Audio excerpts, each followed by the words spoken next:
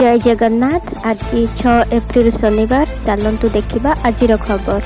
जदि आपण मैंने एपर्यंत वीडियो को गोटे लाइक करना वीडियो को गोटे लाइक करंतु, कमेंट करंतु एवं सांगसाथी मानक सहित बहुत मात्रा रे शेयर करंतु।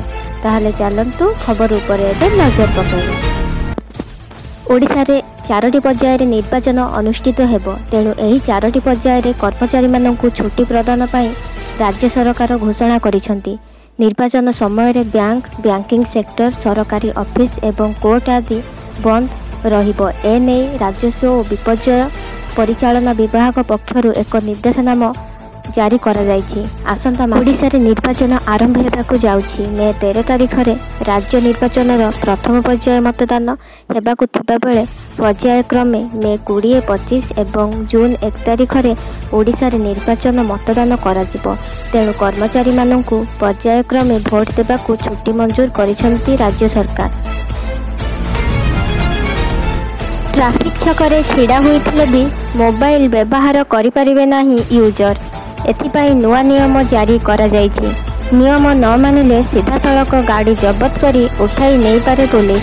एथिपाई गाड़ी परिचालकंकु कमिशनरेट पुलिस चेतावनी जारी करिछि।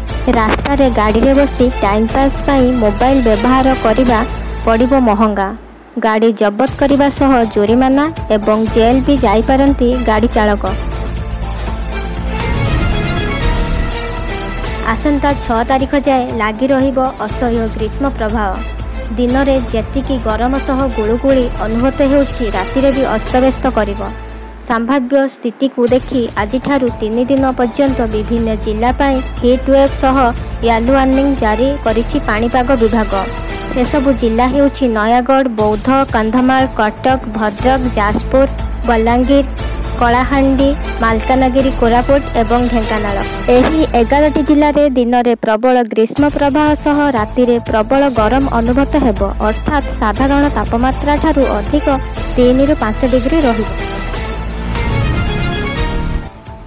लगातार 3टी पराजय पर संघर्ष करुवा मुंबई पर आसीछि एक बड़ खबर। रिपोर्ट अनुसार आज सूर्यकुमार यादव को सुस्थ बोली घोषणा करिछि नेशनल क्रिकेट एकाडेमी। दक्षिण आफ्रिका विपक्ष में सीरीज रे आहत होई 3 मासरू अधिक दिन पर्यंत क्रिकेट रू दूरे रही सूर्यकुमार, किंतु वर्तमान आईपीएल खेलिया से संपूर्ण फिट अछंती।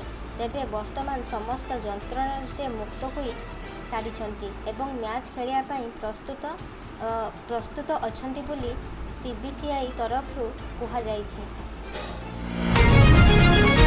राज्य रे एबे ताती बढ़िबारे लागिछि। प्रमुख स्थान रे पारद 41 डिग्री पार करिछि। एहा परे पड़ोशी राज्य रे घूर्णिबलयर प्रभाव रे राज्य रे दक्षिणांचल और जिला गुड़िक उपरे प्रभाव पड़ुछि।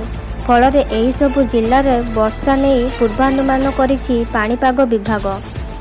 एहारी मध्य रे घूर्णिबलयर आंशिक प्रभाव राज्य रे दक्षिण भाग रे पड़िबो बोली आकलन करा जायछि। फल रे नवरंगपुर, कोरापुट, रायगड़ा, कंधमाल, गंजाम और गजपति जिले में हालुकारु मध्यम धरणर वर्षा हेबा नै संभावना रहिছে।